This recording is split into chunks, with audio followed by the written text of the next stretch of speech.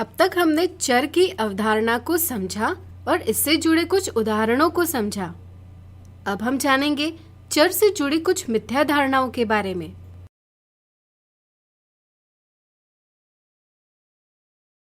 चर से संबंधित मिथ्या धारणाएं। मिथ्या धारणा 1। सवाल, चर के लिए निम्न में से किसका प्रयोग किया जाता है?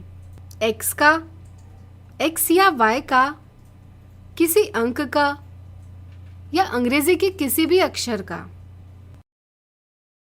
चर के लिए बार बार x का प्रयोग किए जाने के कारण यह समझ बन जाती है कि चर के लिए सिर्फ x का प्रयोग ही किया जाता है। यह एक गलत समझ है।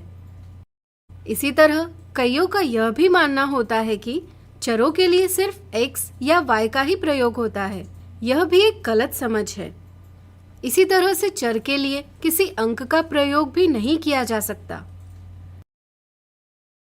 इस तरह से सही समझ यह है कि चरों के लिए अंग्रेजी के किसी भी अक्षर का प्रयोग किया जा सकता है। मिथ्या धारणा 2। सवाल, अगर बल्ब की संख्या को चर से व्यक्त करना हो तो अंग्रेजी का कौन सा अक्षर सही होगा?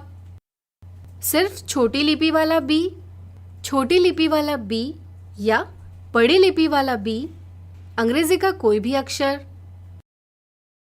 कई बार यह समझ बन जाती है कि वस्तु के नाम का पहला अक्षर ही उसकी संख्या दर्शाने के लिए प्रयोग किया जा सकता है। इस समझ के चलते जवाब छोटी लिपि वाला B दिया जाता है, जबकि यह एक गलत समझ है। इसी तरह की समझ के कारण कई बार जवाब ऑप्शन दूसरा यानी छोटी लिपि वाला B या बड़ी लिपि वाला B भी दिया जाता है।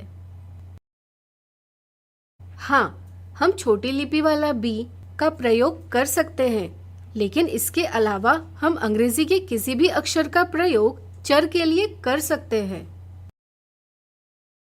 मिथ्या धारणा 3। सवाल, अगर चर y का मान 2 हो तो 3y क्या होगा? 32, 3 धन 2, 3 गुना 2 या 3/2।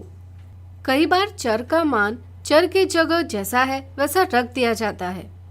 इस समझ के चलते 32 जवाब दिया जाता है, जो कि एक गलत जवाब है।